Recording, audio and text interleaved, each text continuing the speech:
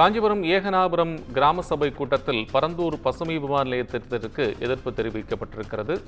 இது தொடர்பான கூடுதல் விவரங்களுடன் செய்தியாளர் பூபாலன் இணைப்பில்.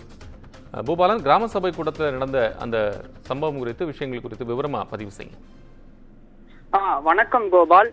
காஞ்சிபுரம் அருகாமையில் உள்ள பரந்தூர் உள்ளிட்ட ஏகனாபுரம், எடையார்பாக்கம், நெல்வாய் பகுதியை சுற்று வட்டாரங்களில் இருந்து சுமார் 5000 ஏக்கர் பரப்பளவில் கிராம சபை 5000 ஏக்கருக்கு பரப்பளவில் பசுமை விமான நிலையம் வருவதற்காக எதிர்ப்பு தெரிவித்து ஏகனாபுரம் உள்ளிட்ட சில கிராமங்கள் 752வது நாட்களாக தொடர்ந்து போராடி கொண்டு வருகின்றனர். அத்திட்டத்திற்கு எதிர்ப்பு தெரிவித்து அந்த வகையில் மாவட்ட ஆட்சியர், அமைச்சர்கள் பலமுறை இதற்கான பேச்சுவார்த்தைகள் நடத்தப்பட்டா இருந்தாலும் இந்த கிராம சபை கூட்டத்தில் 7 முறையில் இந்த பரந்தூர் பசுமை விமான திட்டத்திற்கு எதிர்ப்பு தெரிவித்து தீர்மானம் நிறைவேற்றியிருக்கிறது.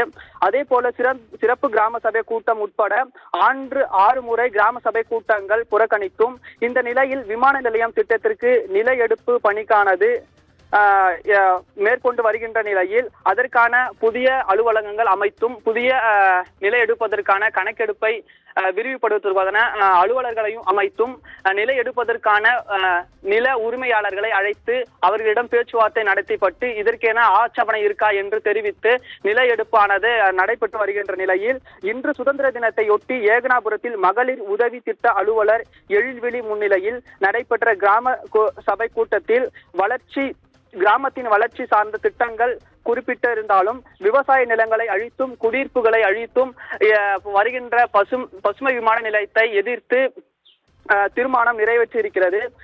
ஏகனாபுரம் இதுவரை நடைபெற்ற கிராம சபை கூட்டங்கள்ல 6 முறையில இந்த கிராம சபை கூட்டங்களை புறக்கணிச்சிருக்காங்க. இப்ப இன்னைக்கு நடைபெற்ற இந்த கிராம சபை கூட்டத்துல 8வது முறையா இந்த பசுமை விமான நிலையத்திற்கு எதிர்ப்பு தெரிவித்து தீர்மானம் நிறைவேற்றிருக்காங்க.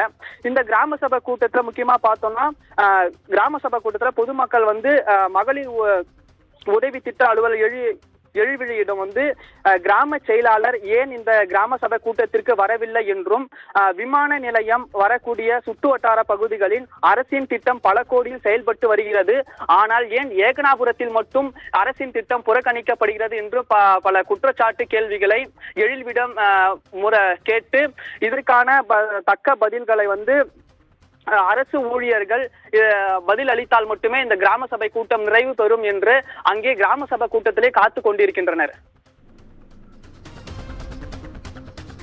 நன்றி பூபாலன், உங்களுடைய விவரங்களுக்கு நன்றி.